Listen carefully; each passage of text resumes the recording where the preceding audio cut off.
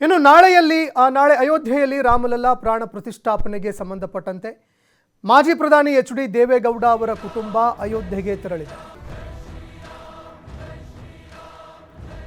HALನಿಂದ ವಿಶೇಷ ವಿಮಾನದ ಮೂಲಕ ಪ್ರಯಾಣವನ್ನ ಬೆಳೆಸಿದ್ದಾರೆ. ಕುಟುಂಬ ಸಮೇತರಾಗಿ ರಾಮ ಮಂದಿರ ಉದ್ಘಾಟನೆಯಲ್ಲಿ ಎಚ್.ಡಿ. ದೇವೇಗೌಡರ ಕುಟುಂಬ ಭಾಗಿಯಾಗಲಿದೆ. ದೇವೇಗೌಡರ ಪತ್ನಿ ಚೆನ್ನಮ್ಮ, ಕುಮಾರಸ್ವಾಮಿ, ನಿಖಿಲ್ ಪ್ರಯಾಣವನ್ನು ಬೆಳೆಸ್ತಾ ಇದ್ದಾರೆ. ವಿಶೇಷ ವಿಮಾನದಲ್ಲಿ ಅಯೋಧ್ಯೆಗೆ ತೆರಳಿದ್ದಾರೆ ದೊಡ್ಡಗೌಡರ ಫ್ಯಾಮಿಲಿ. ನಾಳೆ ಬೆಳಗ್ಗೆ 11:30ಕ್ಕೆ ರಾಮ ಮಂದಿರ ಉದ್ಘಾಟನೆಯಲ್ಲಿ ಮಾಜಿ ಪ್ರಧಾನಿ ಎಚ್.ಡಿ. ದೇವೇಗೌಡ ಅವರು ಭಾಗಿಯಾಗಲಿದ್ದಾರೆ. ನಾಳೆ ಸಂಜೆ 4:30ಕ್ಕೆ ಅಯೋಧ್ಯೆಯಿಂದ ಬೆಂಗಳೂರಿಗೆ ವಾಪಸ್ ಬರಲಿದ್ದಾರೆ. ಇನ್ನು ಮಾಜಿ ಪ್ರಧಾನಿ ಎಚ್.ಡಿ. ದೇವೇಗೌಡ ಅವರ ಕುಟುಂಬ ಅಯೋಧ್ಯೆಗೆ ತೆರಳುತ್ತಾ ಇರುವಂತಹ ದೃಶ್ಯಾವಳಿಗಳನ್ನು ನೋಡ್ತಾ ಇದ್ದೀರಿ.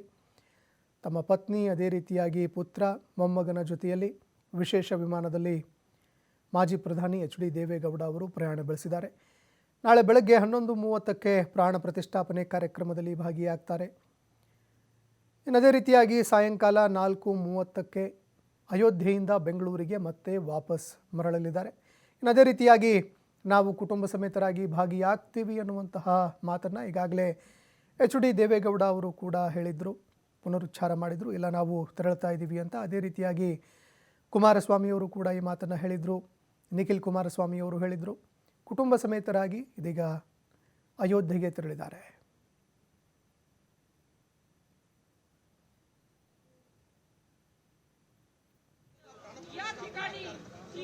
जय जयकार रामा जय जयकार